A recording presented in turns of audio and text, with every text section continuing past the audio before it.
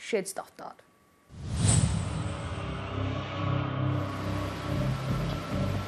কয়েকদিন ধরে নাগাড়ি বৃষ্টি, বিপদ বাড়িয়েছে ডিভিসির ছাড়া জল।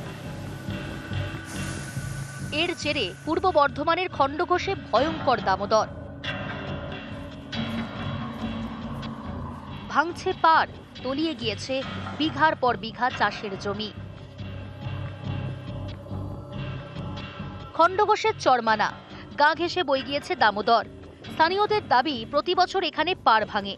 এই সমস্যা মেটাতে কয়েক বছর আগে পাড় বাঁধানো হয়, ফেলা হয় বোল্ডার, কিন্তু দামোদরের স্রোতে সেই সব ধুয়ে মুছে সাফ। স্থানীয়দের আশঙ্কা, যেভাবে পাড় ভাঙছে তাতে বাড়িঘর বাঁচানোই মুশকিল।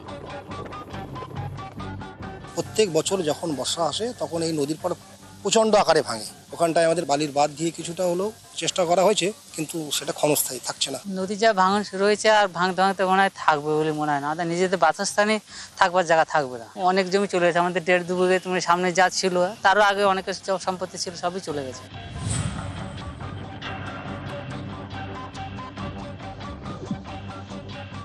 অনেক জায়গাতে ইতিমধ্যে ইরিগেশন দপ্তর থেকে ব্যাংক প্রোটেকশন কাজগুলো হয়েছে, কিন্তু অতিবৃষ্টির জন্য, টানা বৃষ্টির জন্য অনেক জায়গাতে ভাঙন হচ্ছে।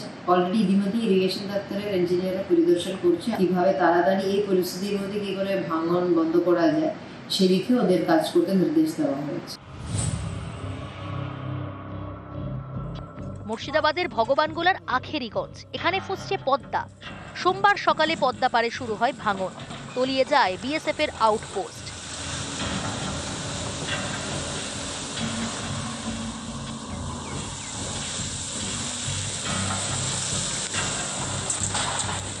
এই আউটপোস্টের কাছে রয়েছে বিদ্যুতের খুঁটি।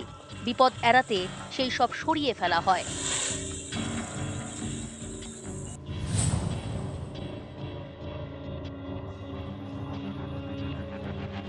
আলিপুরদুয়ার 1 নম্বর ব্লকের চাকুয়াখেতি গ্রাম পঞ্চায়েত, গা ঘেঁষে বয়ে গিয়েছে কুমরাই নদী। এই নদী বাঁধ সংস্কারের কাজ শুরু করল সেচ দফতর। এর জন্য বরাদ্দ করা হয়েছে 8 লক্ষ টাকা। গোটা এলাকাটা পরিদর্শন করে এখানকার নদী ভাঙনের কথা বিধানসভায় তুলে ধরি। তারপর আমাদের মাননীয় মুখ্যমন্ত্রীর নির্দেশে এবং অনুমতিতে জরুরি একটা কাজের বরাদ্দ করা হয়। এখানে শক্তিশালী বাঁধ নির্মাণ বিশেষ পদ্ধতিতে করা হচ্ছে এবং আগামী দিনে আরও বড় শক্তিশালী বাঁধ নির্মাণ, নদীর গতিপথ পরিবর্তন, এই সংক্রান্তও পরিকল্পনা সেচ দপ্তর এখানে গ্রহণ করেছে। এটা আমরা খুব আনন্দিত, এই এলাকার মানুষ খুব আনন্দিত। অনেক প্রত্যাশার ফলে আমরা এটা পেলাম। মা গঙ্গার পূজা করে কাজটা আমরা সূচনা করছি। আমরা মাননীয় মুখ্যমন্ত্রীকে আমরা ধন্যবাদ জানাই। নিউজ 18 বাংলা।